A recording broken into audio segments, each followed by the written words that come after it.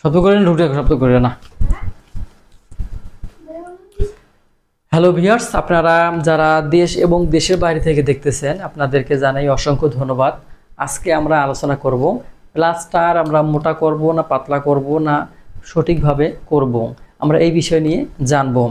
অনেকেই কিন্তু কি মনে করেন, অনেকেই মনে করেন যে যখন আপনি মোটা প্লাস্টার দিবেন তখন হয়তো আপনার কাজটা ভালো হবে, দীর্ঘদিন টিকে থাকবে, এই ইত্যাদি ইত্যাদি আপনাদের মনের ভিতরে চলে আসে বা অনেক সময় এই কাজটা হয়ে থাকে।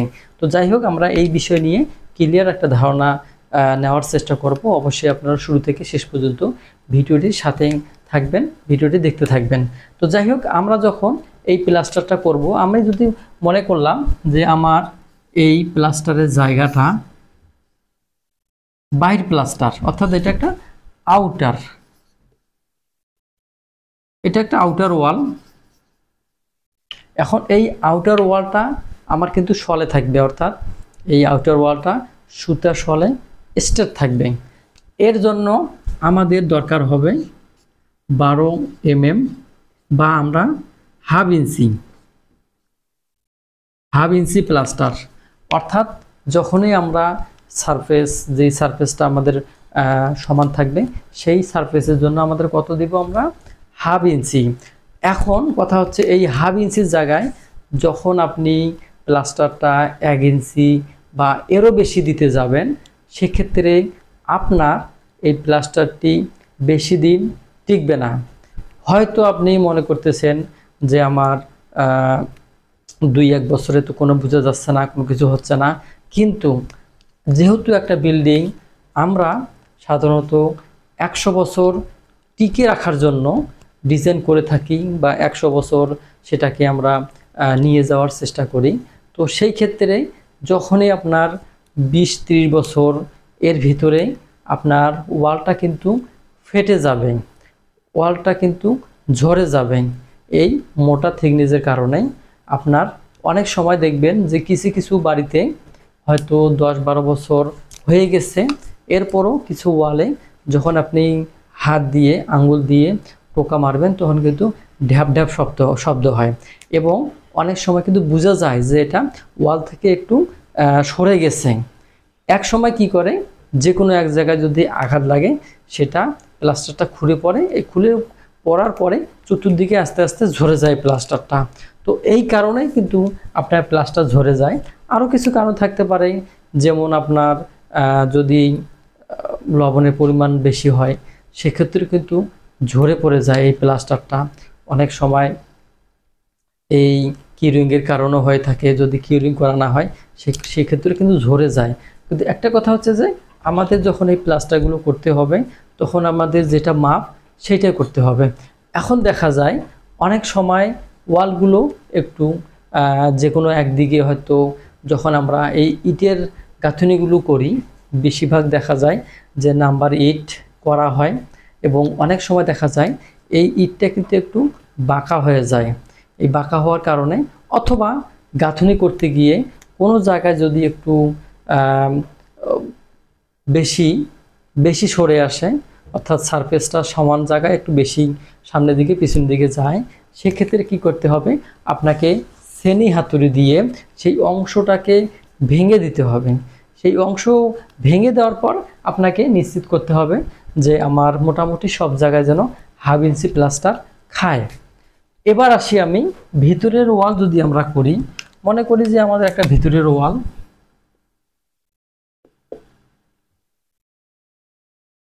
ইনার ওয়াল অর্থাৎ ভিতরের একটা ওয়াল যদি আমরা প্লাস্টার করি, সেক্ষেত্রে যেহেতু আমরা বাইরে শল ধরছি ভিতরে আমাদের আপডাউন থাকবে, এটা স্বাভাবিক। কিন্তু এই আপডাউন বা আগ পিছে যে ইটগুলো থাকবে এটারও একটা লিমিট আছে, সেই লিমিট অনুযায়ী কিন্তু থাকবে। অর্থাৎ আমরা যখনই ভিতরের ওয়ালটাকে প্লাস্টার করব তখনই আমরা কি করব, 25 mm বা হচ্ছে 1 ইঞ্চি। কিন্তু আমরা বাস্তব ক্ষেত্রে 1 ইঞ্চি আমাদের প্লাস্টার লাগে, কিন্তু আমরা যখন বইতে পড়ছিলাম তখন আমরা 18 mm, এই 18 mm পেয়েছি। আমরা যেমন এখানে 25 mm বা 20 mm, কিন্তু আমাদের যখন বই পড়ছি আমরা তখন আমাদের কত ছিল 18 mm থিকনেস আমরা এই ভিতরে প্লাস্টারটা করেছি। এখন এই 18 mm ভিতরে যদি আমরা কাজের ক্ষেত্রে 1 ইঞ্চি ধরলাম, যেহেতু এটা বাস্তব যে 1 ইঞ্চি লাগে, অনেক সময় এই 1 ইঞ্চিটাকেই ওভার করা যাবে না, এর বেশি করা যাবে না। এই বেশি করার কারণে আপনার প্লাস্টারটা ঝরে পড়ে যাবে এবং এটা ঢ্যাপ ঢ্যাপ শব্দ হবে। এর জন্য আপনাকে অবশ্যই 1 ইঞ্চির বাইরে বা 1 ইঞ্চির ওভারটেক করে এই কাজটা করা যাবে না। এবার আসি আমি, আমাদের যদি সিলিং প্লাস্টার করি, অনেক সময় দেখা যায় সিলিং হচ্ছে যে একটা আরসিসি সারফেস বা কলাম বলতে পারি বা বিম বলতে পারি, এই মেম্বারগুলো যখন আসবে তখন কিন্তু আমাদের এই প্লাস্টারটা আরও কম হবে। কেন কম হবে? যদি সিলিংয়ে ধরেন আমি সিলিংয়ে প্লাস্টার করলাম 1 ইঞ্চি, এই 1 ইঞ্চি প্লাস্টার কিন্তু কখনোই সেখানে দীর্ঘস্থায়ী বা দীর্ঘদিন টিকে থাকবে না, এটা আস্তে আস্তে কিন্তু পড়ে যাবে। এই কারণে যখন সিলিং বা আরসিসি সারফেসগুলো হয় তখন সেটা 6 mm, তখন সেটা কি হবে 6 mm বা আমরা তখন 1/4 ইঞ্চি থিকনেসে এটা প্লাস্টার করব। আর এই প্লাস্টার করার কারণে সেটা দীর্ঘদিন কিন্তু টিকে থাকবে। শুধু যে আপনি মোটা ঢালাই করলেন, এই মোটা ঢালাই তো না, এটা প্লাস্টার। কেম করি এলে পারা যায়, তোমরা ওই ঘর যাও না, তোমরা ফেদরা পারছো আর ইয়া করছে কাজের সময় একটা পুটু পুটু পুটু পুটু পুটু নাইছে, বেলুন না গেছে, পুটু পুটু না গেছে, কথা একটা বোঝে না। বললাম যে ওই ঘর থেকে আমি 10 জন আগে দিতাম, কিসের নেই পুটু পুটু না গেছে। একটা মুড একটা নষ্ট করে দেয়, একটা ভিডিওর একটা মুড নষ্ট করে দেয়।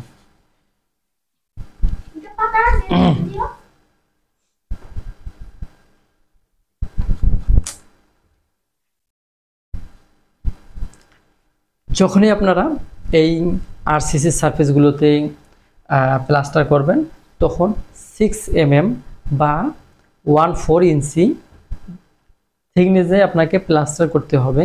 এর বেশি থিকনেসে প্লাস্টার করলে প্লাস্টারটা ঝরে পড়বে। এখন এই বিষয়গুলো আমরা ক্লিয়ার হয়ে গেলাম যে কোথায় কতটুকু প্লাস্টার করব, এর বেশি প্লাস্টার করা যাবে না। এখন এর বেশি প্লাস্টার করলে আমাদের কি কি ক্ষতি হবে?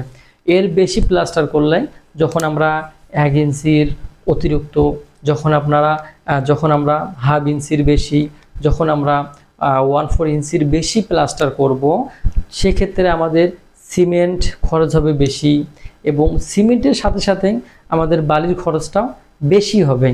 এবং আর একটা গুরুত্বপূর্ণ খরচ, সেটা হচ্ছে লেবার খরচ।